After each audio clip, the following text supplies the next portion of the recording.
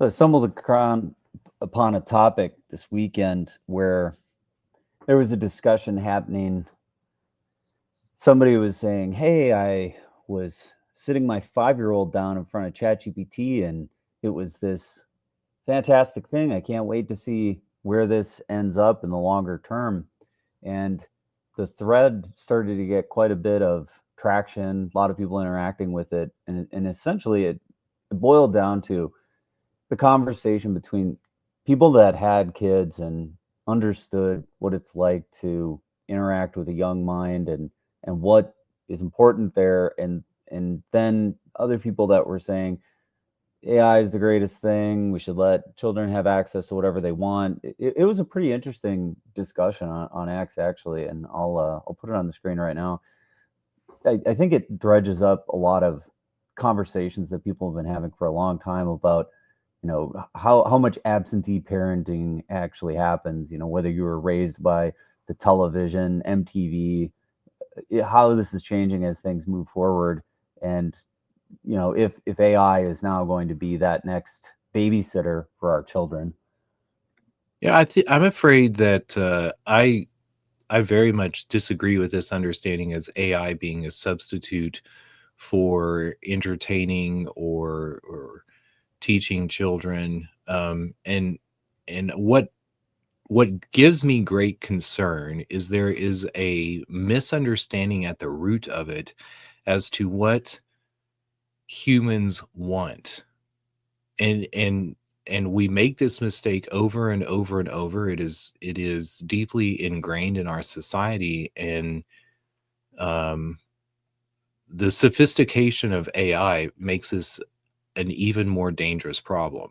And when I say that, we can be entertained by the television. We can we can be entertained by AI. We can be entertained by YouTube. But what humans want is emotional contact. We are mammals, and in a world of uh, to me, there are bigger problems here that are about human isolation and an inability to understand that there are different ways to see the world. So people also have these notions that, oh, if Chat GPT or Grok says it, then it must be true. And I can see children beginning. I mean, I did this with the encyclopedia to some extent when I was a child. Less so now, but uh, I'm afraid that the charm of the linguistic tricks that AI plays, because it's just a sophisticated language model, are masking that uh, it's not going to have it's not going to be an emotional learning experience for children, and parents depriving their children of that are doing them a great disservice. Well, I think if I dissect this post a little bit, the first thing that I lasered in on was the age of the child, so 5-year-old, and like when this individual started talking about his interactions with his 5-year-old, um, and I don't know if it says son. I don't know what maybe this is an uncle or something, but he's describing this interaction with this child, 5-year-old, and like what the AI is doing. It's starting to tell him a story and counting and whatnot, and the excitement from the poster about this particular thing happening, right? That this interaction was something desirable, and that he's sitting in the same room, clearly watching this happen and trying to have some reaction to it. And my first thought to this was, okay, if this is your child and you're watching this, you have the time. You've sat there for 45 minutes or whatever, and you're watching the computer interact with your child, and you could have gone and had that interaction with the child. Like, you could have done that. You can say, well, I don't always have time to do this or whatever, and so maybe this is the right thing. And there's a couple of levels to picking that apart, but first and foremost, my reaction is, if you're watching this happen and you're not, your immediate reaction isn't, I should go over and have this interaction, because the thing that the AI is doing, it's robbing you of the experience. Like, that was my first reaction. It's like, if this is happening and you're watching it, you have just been robbed by the AI of a meaningful interaction with the child, and you will never get that back. So to the extent that these things are ever happening and you're able to watch it from afar and sort of observe this and then not immediately have that reaction that I should be getting that, like, this is the thing that I should be doing. I think that's where we're starting as a society to say, what do we really want AI to do? Like, do we want it to do all the fun creative stuff, to, like, do we want it having the interactions with our child? And, like, so what does that leave us to do? Like, where is the place of humans in the world of AI? If we think that AI should be doing all the creative, fun, whatever stuff, like, what are we supposed to be doing in this world? Well, I think even AI robots, machines. I think this is a great. This we've had a long arc of error of expecting machines to give us time, to give us security, and we need that security in political organization.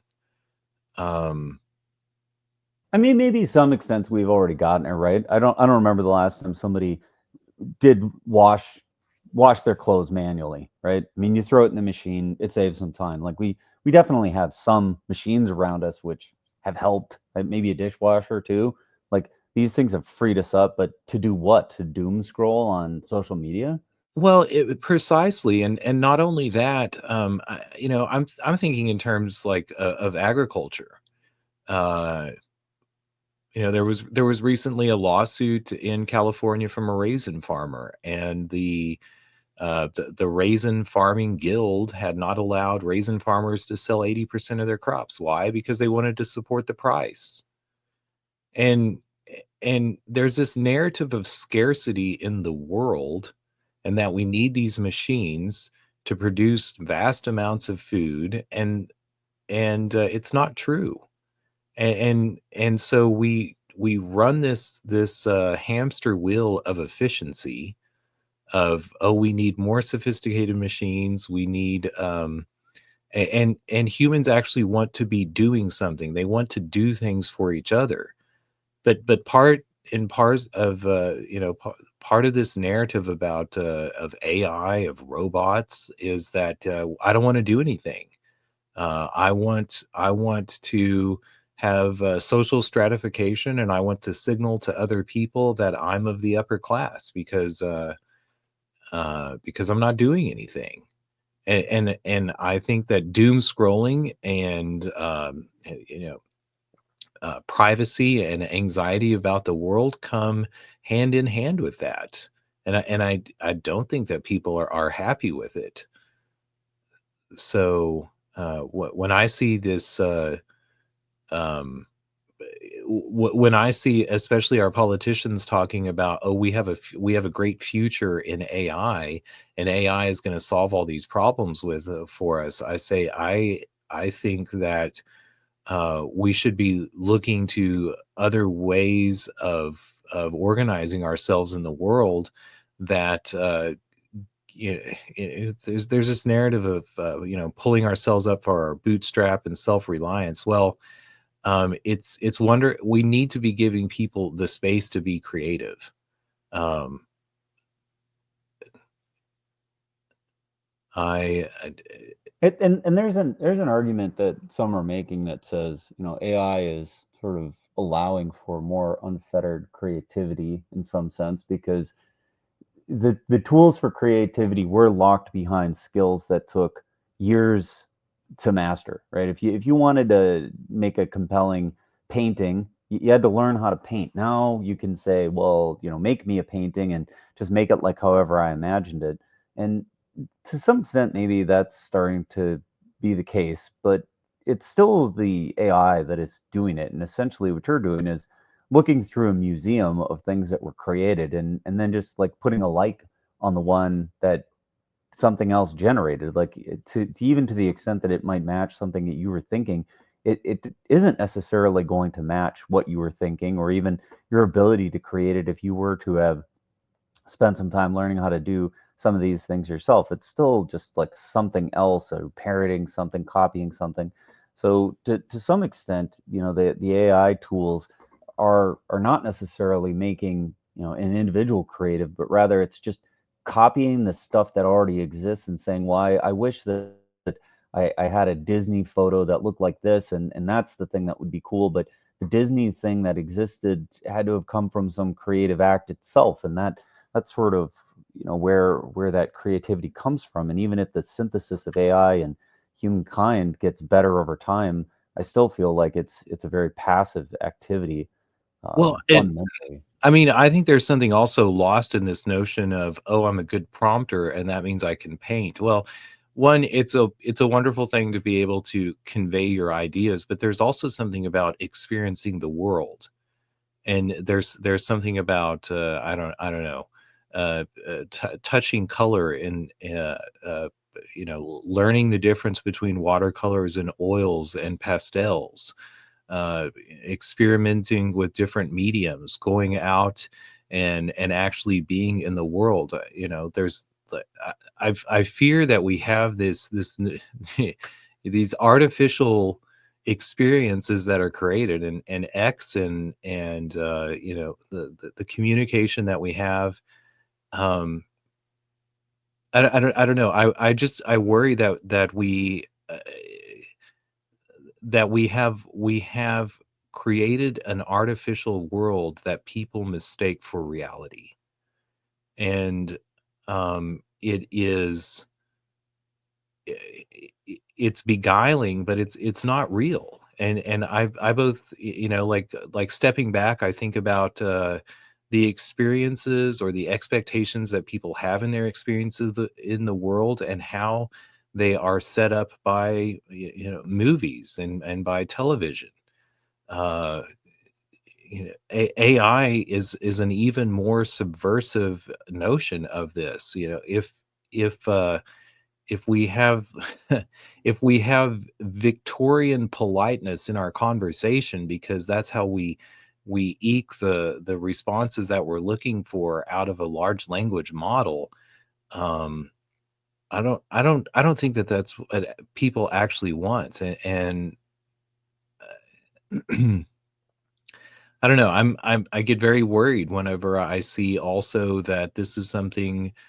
This is an economic sector that everyone is saying, "Oh, this is going to be the next big thing. We need to find ways to seduce consumers into buying this, that'll uh, because that'll buy me a yacht I can sail in the Caribbean." I don't know.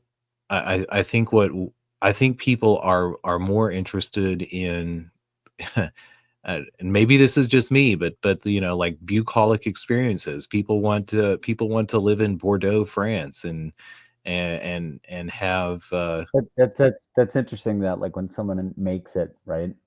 What do? They go farm, they go have a vineyard.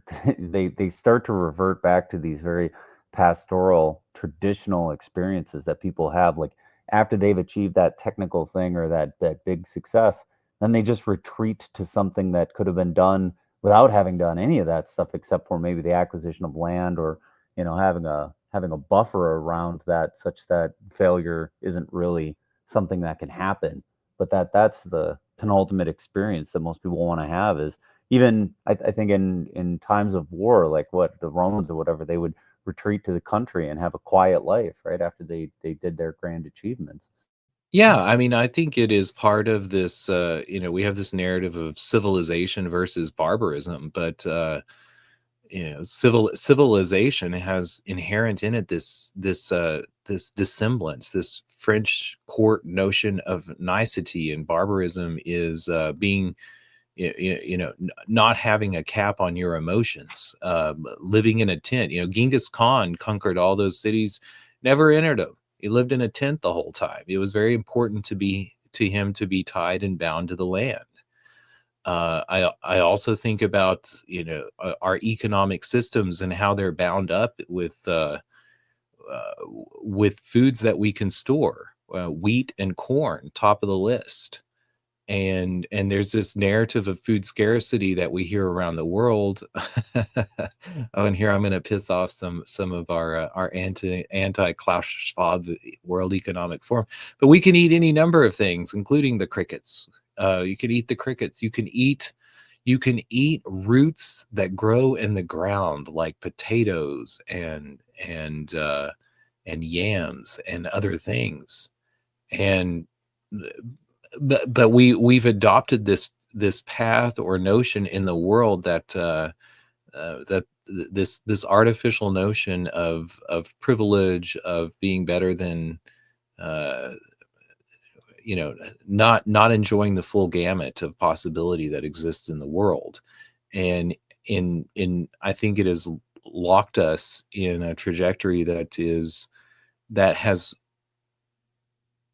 that it has not allowed people to be happy or to flourish in all the ways that they could. Um, and AI is just the next step of this. Um, I think I wish that there was a bigger movement to I don't know. Well, and you have kids. I don't have kids, but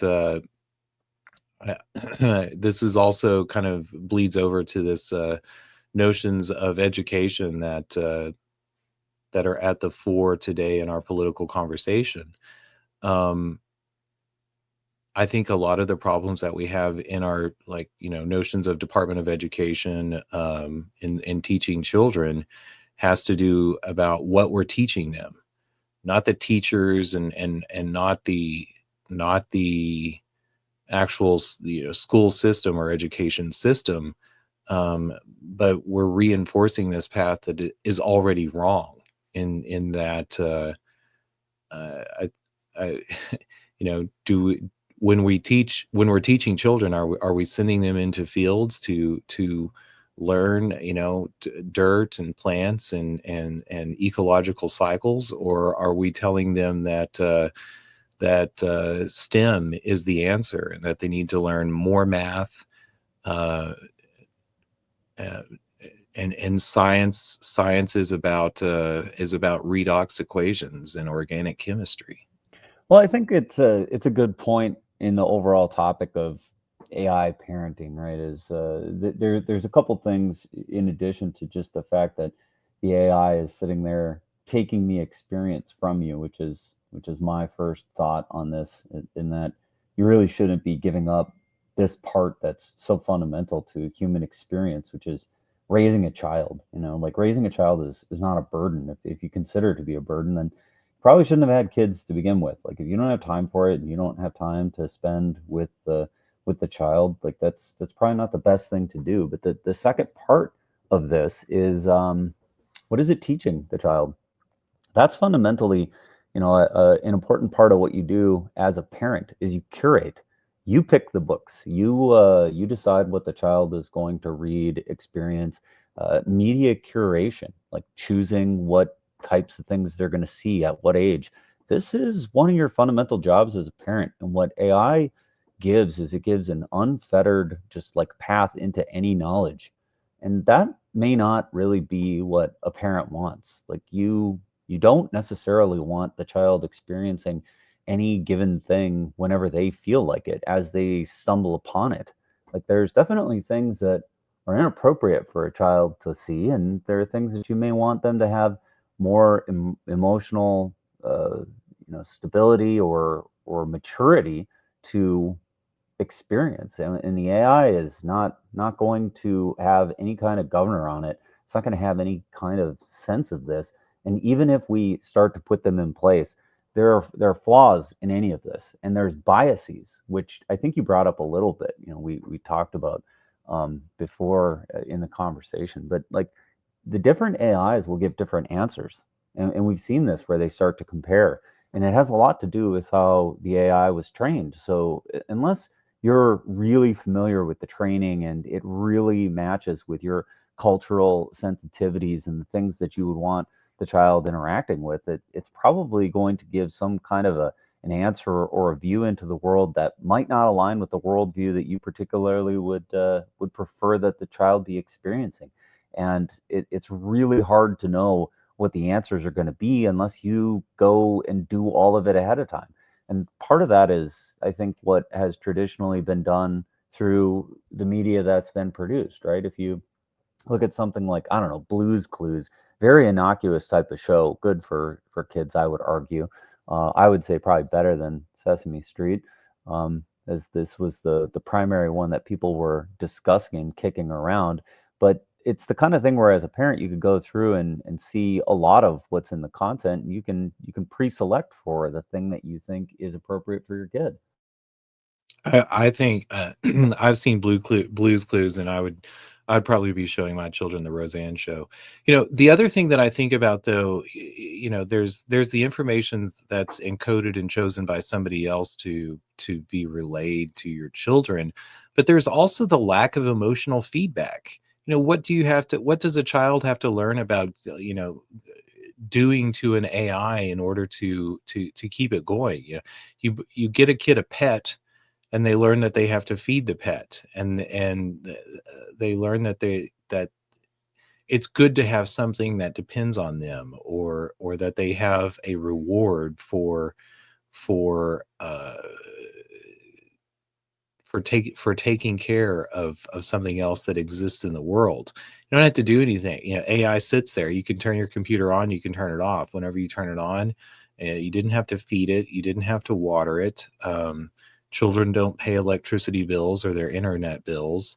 Um, I I I think pets are a much better thing to give a child than an AI. But I also think about the lack of emotional cues. Um, it can be annoying to ask 10,000 questions. Uh, Oh, Go ahead, Rusty. I was going to say, Lucas, along those same lines, it was making me think of, when I think of AI, technology with the kids, I think, it takes away a lot of the kids' imagination, a lot of what the joy of being a kid really is. When we think back into the days, trying to tell kids that Santa Claus really exists and the Easter Bunny is real, and kids really becoming, emotionally invested, like you're saying, into some of these stories. But when you start talking about AI and some of this technology, they can search up on the chat GTP, is Santa Claus real? And then it just can prove they can kill their entire imagination, or what they, the joy of being a kid and having those views. Absolutely. And I mean, I try to be patient and answer many questions, but it's also a good thing to not have an answer and to go think about something. If Or to get that feedback that it's not always appropriate to to get everything you want instantly, right? That's another thing. Like, ChatGPT is never going to say, you should stop asking questions right now and you should think a little bit about what you're doing. Like, it'll just keep barreling forward, infinitely patient. But like that leads the child to another sort of wrong path, which is just that they should always be responded to. Like, sometimes like, it's not appropriate. I mean, think about that social cue just for a second. Like, is it appropriate to just keep asking questions, or is it sometimes better to think about it, like you just said, or to go out and, like, try to do some reading on your own, be like, well, maybe I should get a book and read up on this a little bit more. Just like having an infinite pile of answers for you that never ends, it isn't I would say that's not the best thing for a child. Sometimes you'd be like, no, you should stop asking questions right now, because you need to think about this some more personally. Well, and I think, even, in our education system, what does it take to get into college? You have to go take the ACT or the SAT tests, and it privileges this very quick, superficial understanding. Oh, there's a top level answer right here. We call it a fact. Well, if we want to get into deeper levels of understanding of the world, we need to ponder. We need to consider the uh, etymologies, the metaphysical assumptions and contexts that are put behind this layer of logic that we use to communicate with other people. And having answers at your hand readily, eh, it is actually going to block people from reaching those. Um, part of like going back to agricultural experiences or experiences in the world. In literature, we have many stories that talk about journeys. The journey is about the patience or the time that it takes to come to some sort of answer. And our technological tools are all about providing those answers immediately. You know, arts and technology are two sides of the same coin. And art is in some ways about the long pensive realization of a concept, and technology is about getting some sort of tool that solves a problem for you, that you don't have to think so deeply. And we want to think deeply. We want to feel. We need to grapple with the notions of being wrong, because part of that notion of being wrong is also giving up and realizing that other people's views or other views of the world are as valid as our own. And it's about getting along with those other entities that exist in the world. And I worry that children who have answers supplied to them, who are not frustrated, who who who don't have dependence placed on them. I think pets are the greatest thing that you can give to a child. Teach someone how to care for a pet or animal husbandry. They will learn more about themselves, and not at this logical level of facts and facts and non-facts, or misinformation and truth. Another thing that this kind of reminds me of is the interactions that can start to happen with kids and nannies. So a nanny is paid to interact with the child, right? I mean, its only job is to just watch the kid, like take care of the child while the parent is doing something else. And you get a fundamentally different experience when you have a nanny interacting with a child, unless the nanny is, I don't know, like a parent themselves or has like deep understanding of this. But oftentimes the nanny is a younger person, probably hasn't had kids themselves yet. And so their interactions are largely, hey, I want to keep my job. And if I want to keep my job, it means the kid needs to stay happy. Like if the kid's very unhappy all the time, the parent's probably going to be unhappy with the nanny, and they're not necessarily balancing it. And I think what it leads to sometimes, when you have a nanny interacting with a child, is it starts to become like a sycophant kind of a thing, because the child will start to be like, well, I'm going to play the game the way I want to play, and they don't ever have to learn disappointment or have to compromise with somebody else, because the nanny will not need to compromise. Like if the child wants to do something different, they'll just do it. And that starts to be extremely destructive to the psyche of a young child, to just feel like they have something that they can order around, because you can't just order people around. And so that's kind of what I feel like would start happening with the AI, is the AI will just like do it the bidding of the child, and that's a destructive sort of mindset to instill in a young person, I think. This reminds me of the difference between civilization and barbarism. But I think too that inherent is in this is the technology of money that we've created.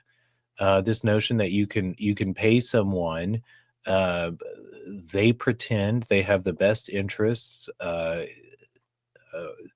or that they have the same interest to a child. And not saying that nannies don't care for children, I'm sure they do, but b there's also this.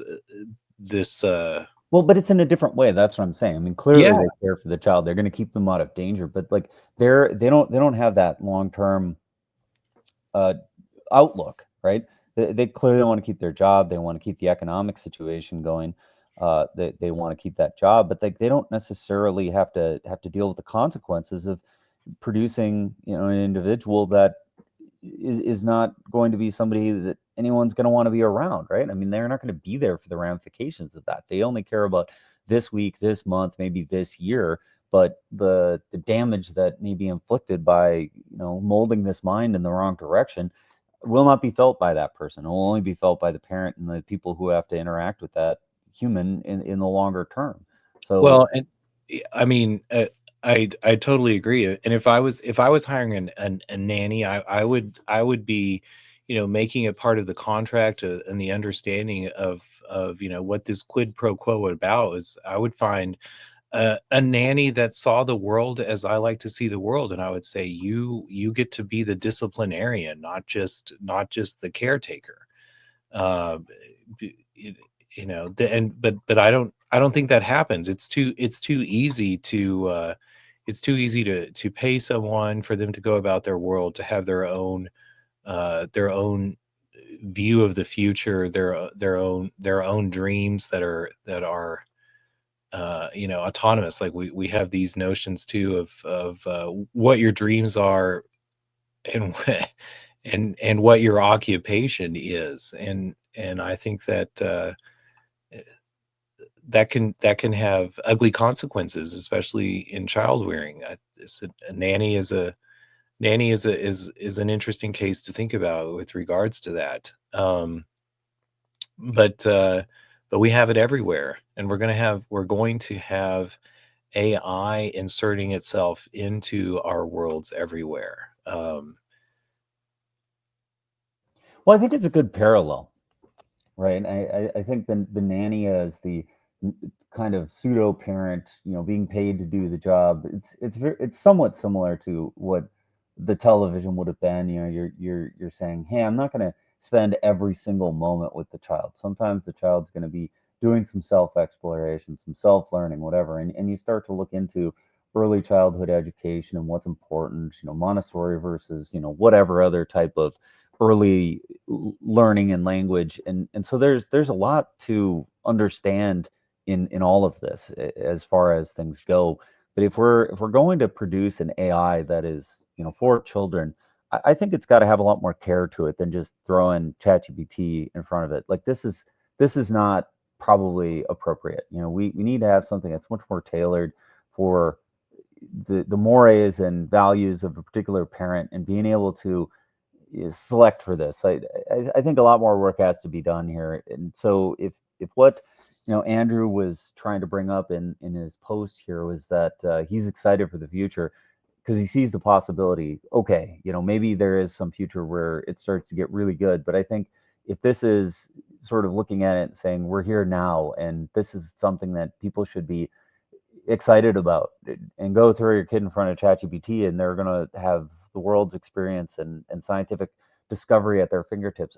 I think we're not there. This is definitely not what ChatGPT is these days, and it has such inherent biases that I think parents would be probably appalled and shocked to read through what the thing is saying to their child, and probably spend a lot of time explaining it in a different way, or worrying about that they're getting exposed to ideas that they either would disagree with or wouldn't want them exposed to at that point in their life.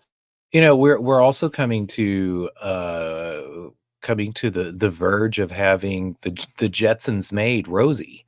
Elon Musk wants to have a robot in every household, and we also have disciplines in science, psychology, and people who say, well, the emotions of humans are known. The problems that the overlay of our logical structure, and uh, you know the the problems of humanity are are as old as the human experience, and so we can foresee this, and we can engineer these entities to accommodate that. But I think the fallacy in that understanding is, again, like this notion that are we are logical systems that exist in an autonomous body, and we must learn to get over it, to learn to deal with other autonomous entities that live in the world, and that they have their own goals. and people talk about, you know, AGI and some of these notions of computers, uh, whatever, like, you know, take over the world, or the singularity, or whatever it may be. But until they have their own desires, and possibly an internal conflict that exists, that exists within, you know, their autonomy, I I don't think I don't think it will behoove us to rely on them to prepare us for reality, or to deal with unexpected things in the world. That's I guess my greatest concern with this larger reliance on uh, on automated systems, on AI, on robots, is that they don't think for themselves. And if they do think for them, if you want to make the argument that they do think for themselves, fine, then show me their internal conflict, and how that has made them a singular being, something that understands the world as nobody else does. Because until we are until we have machines that have that conflict, and set that up for us, I I I think we're dumbing ourselves down. Um, we're not preparing ourselves for true reality, for surprise in the world. I don't know that I have much more to add to that. These are these are my but these are in short, these are my complaints about the AI solutions that we're seeing offered to us. Thinking about that robot that would be walking around in your house, like I know how hard it is for us to have secure software, and if that thing is auto updating itself and it has the ability to wander around your house and kind of interact in the way that a human would normally interact, and it has access to e- everywhere in your house that you could potentially have dangerous weapons or whatever. You just think about like how difficult it would be to ensure that that thing wasn't going to get some kind of a malicious update, some kind of a software problem that enabled it to do something that really you wouldn't like, and you may not have the ability to overpower it. Like that to me, it's like you're letting this like golem into your house that you don't have control over, and you might not be able to subdue through your own means. Seems Been watching some of problematic. the I've been watching some of the videos of a YouTuber. I think his name is Kai Senta. I'm not too great with his names, one of those influencers, but he bought one of the Tesla robots and he's just been live streaming, 24 hours a day with the robot going in his living room. And he's already had, a couple of scenes where the robot's listening to rap music and it looks like it starts to show, to like, make gang signs out of its fingers. Or there was another scene where the robot goes over to his TV and just breaks his TV while he's taking a shower. Crazy. Is there any indication as to why, or like it's just acting up, or it's just poorly programmed, or any, or is he I just don't know. I think it just might just be the programming and the AI doing what it's doing. And that's kind of what I was getting into with is the AI just seems to go off crazy on some of its own tangents, and like you're saying that you might not be able to control it. Yeah, Well, it's a difference between having a wash machine and having an autonomous agent that's potentially updating itself through software updates that you're not in control of, and with the training model that you don't fully understand yourself. I mean, I think we would enjoy washing our clothes by whatever, maybe not, but to the security, to the You really want to wash your own clothes, don't you, Lucas? You don't want to use the wash machine. I This analogy is falling apart every time I try to say it. well, I'm wary.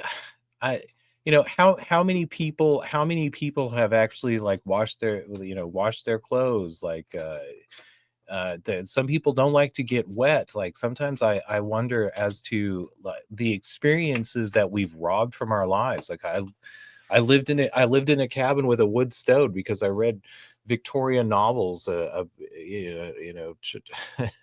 Charles Dickens and whatever, and I wanted to know what that was living like. Well, I mean, this is one of the reasons why I actually don't have a dishwasher, because I don't want the machine to do that. I think it's relaxing to just sit there and wash it. I think I do a better job washing the dishes by hand, and there's part of my life that is just this is something I want to do. I think making these choices and having the ability to make these choices is important. But we each got to choose which chores and things that we want to do in this life. Like, if there was a robot that would go rake up the leaves, I mean, it'd be no different than if I hired somebody to go rake up my leaves, because maybe that's just a job that I don't fundamentally want to do. So yeah, some of these things we got to make all of our own personal choices. But when you have that robot in your house, it's an uncontrollable presence, especially if it's connected to Wi-Fi and auto updating. That this seems to be pretty problematic. Well, and I guess we make so many assumptions about what we want in the world, and I worry about those just being assumptions and not being made out of experience. And everybody's always done it this way. My mom had a dishwasher. I'm gonna have a dishwasher too. Well, maybe you'd live a little differently if you had a little variety in your life. But to the security aspect of robots too, I think that there is, again, inherent in like this dichotomy between barbarism and civilization, like this notion of privacy, this notion of security. I think that we ultimately are going to find out that that security comes in small local networks. But privacy is an illusion. Security is an illusion.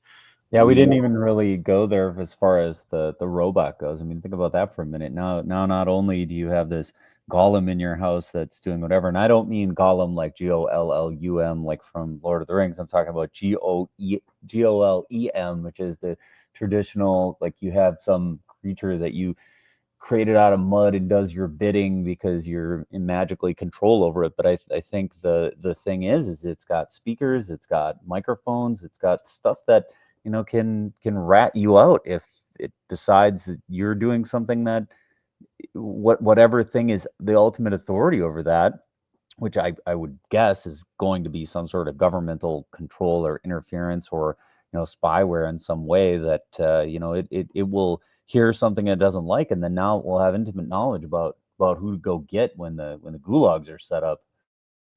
You control the golem, by the way, by feeding a scroll into its mouth. But and interesting that there exists such an idea in antiquity as as the clay, as something that's I don't know, human like, that you actually control, and the problems that you have in thinking that you control some autonomous individual. We're over time. We could continue to go on about the security aspects of AI, or talk about it endlessly, but I just think that we should be wary of how we are using technologies to supplant our interactions, or the things, our experiences in the world. That's my underlying concern as as we lean more heavily on these crutches. Love to have a discussion about it. We'll catch you tomorrow on FOMO.